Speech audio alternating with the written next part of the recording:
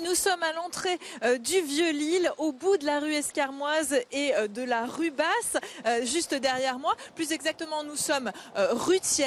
Et vous voyez, aujourd'hui, nous allons vous faire découvrir ce qu'il y a derrière cette façade un petit peu mystérieuse. Donc, où on trouve le temple franc-maçon de Lille. C'est un temple qui accueille des francs-maçons depuis près de 100 ans. Et nous allons donc vous ouvrir ses portes tout au long de l'émission en direct, comme vous le voyez derrière moi. Voilà notre car régie qui va vous permettre de voir un petit peu tout ce qui se passe derrière ces portes. Je suis avec Luc Guilbert du Grand Orient de France. Alors expliquez-nous, depuis quand ce lieu accueille des francs-maçons ? Depuis environ 100 ans, puisque le Grand Orient de France est devenu acquéreur de cette demeure en 1913. Et la Lumière du Nord, qui est une des premières loges de Lille, l'a inauguré le temple, le Grand Temple, qui est classé en 1914, le 5 juillet 1914. Donc il y a 100 ans, voilà. fait. Il fête son anniversaire cette année. Et donc, à cette occasion, il a été ouvert au public. Ce week-end, vous avez eu beaucoup de monde pour les Journées du patrimoine. Tout à fait.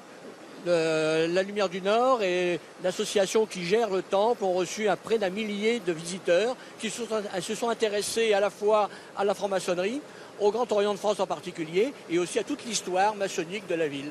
Alors ça fascine beaucoup. Qu'est-ce qu'on voit là justement? C'est assez atypique comme architecture. Ça a été fait spécialement pour les francs-maçons?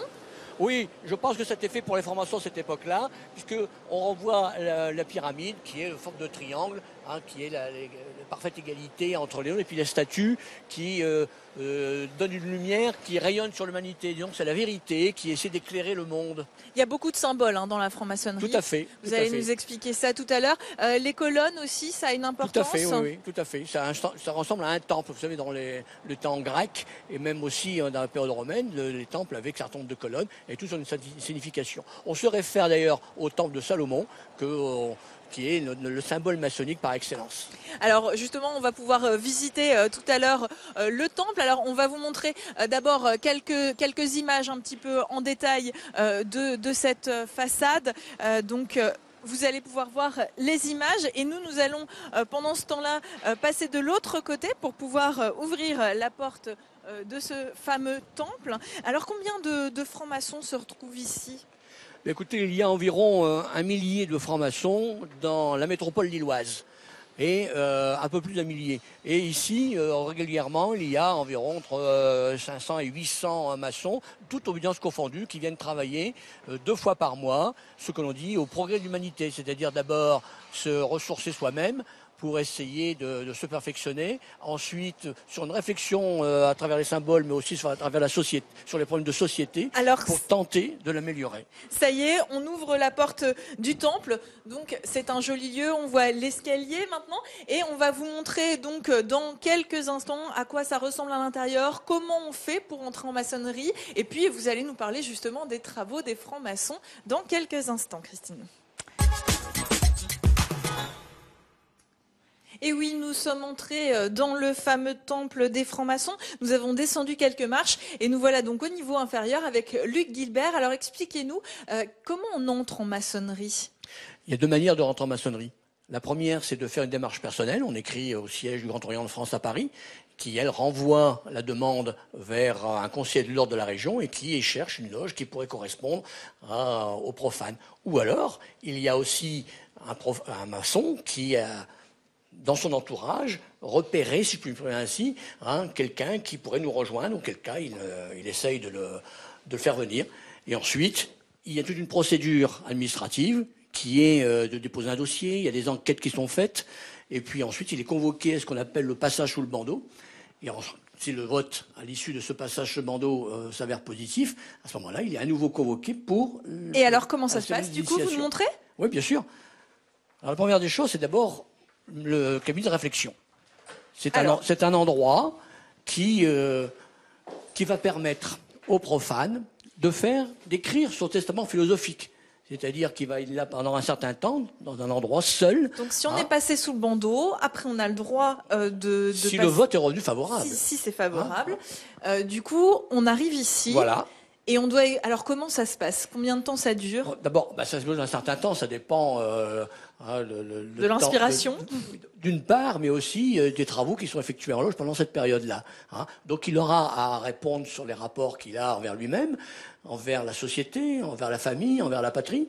Hein. Et une fois qu'il aura écrit tout cela, eh bien, on viendra le chercher et son rapport philosophique sera lu dans la loge.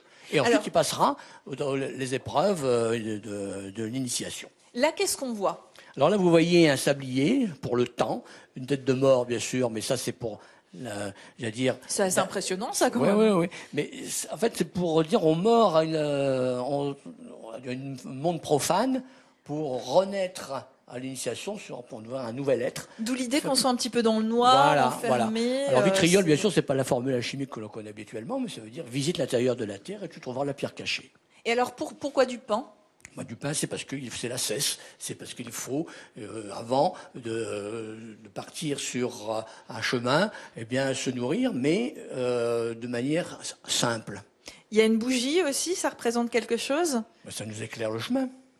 Et donc des messages aussi. Et ça, c'est les mêmes dans tous les cabinets? Dans tous les cabinets d'infection, il y a les mêmes messages, vigilance et persévérance.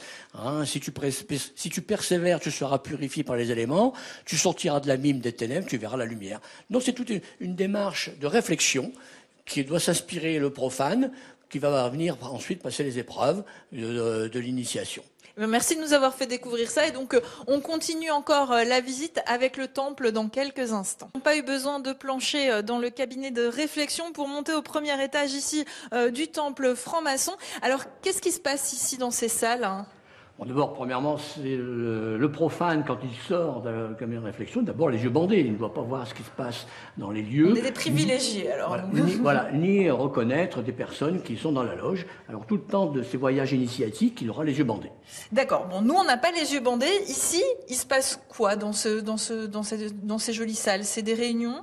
Voilà. Alors, 2 fois par mois, les francs-maçons tiennent une tenue, ce qu'on appelle, c'est-à-dire une réunion maçonnique dans laquelle ils travaillent à l'ouverture des travaux avec un rituel qui est une sorte de mise en condition pour mettre tous nos problèmes particuliers, personnels, professionnels, familiaux à la porte du temple. Donc on laisse, nos outils à la porte du temple pour pouvoir justement mieux pénétrer et mieux s'adonner à la réflexion personnelle et aussi à la réflexion sur des problèmes de société sur lesquels on a décidé de travailler. Alors on va vous montrer dans quelques instants à quoi ressemble un temple.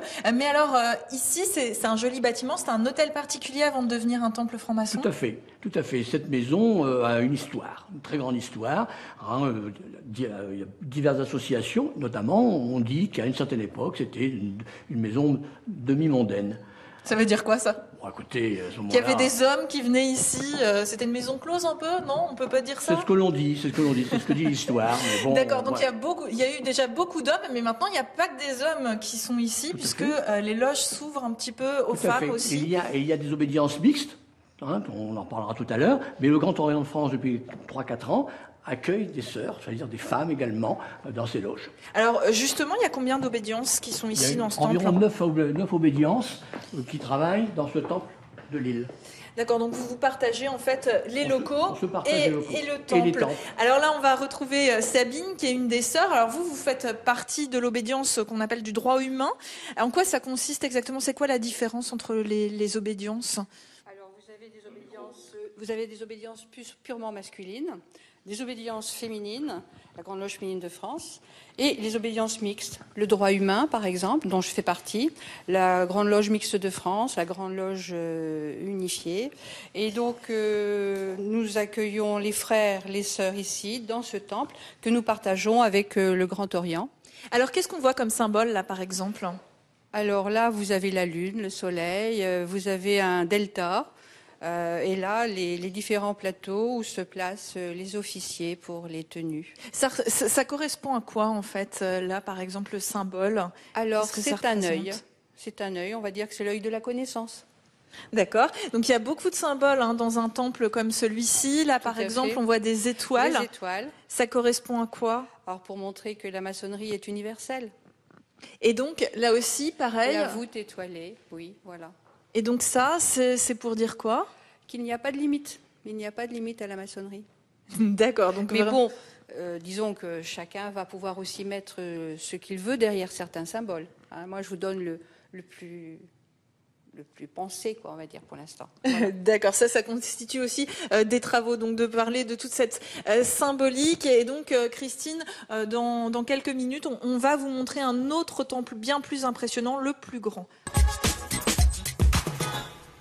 Et oui, Christine, et là, nous sommes plus exactement devant la porte du temple. Alors, comment ça se passe? On frappe ici? Bien sûr. On peut toujours arriver en retard. Il y a des aléas de la vie professionnelle qui fait que, bon, on n'arrive pas toujours vers 20h. On peut arriver en retard. Dans quel cas, quand on arrive, eh bien, on frappe à la porte du temple. Voilà. 3 coups. 3 coups. Et à cet instant, eh bien, il y a quelqu'un qui va regarder par le Judas pour voir quelle est la personne qui frappe. Et à partir de là, eh bien, si c'est quelqu'un de connu, bon, on a le droit d'entrer. On a le droit d'entrer. Allez, c'est ce qu'on va faire. Alors, on entre, on se permet. Donc là, on voit, c'est vraiment un temple plus ancien que celui qu'on a vu en dessous. Il a une architecture très particulière. Ça correspond à quoi? Écoutez, c'est un peu un temple égyptien.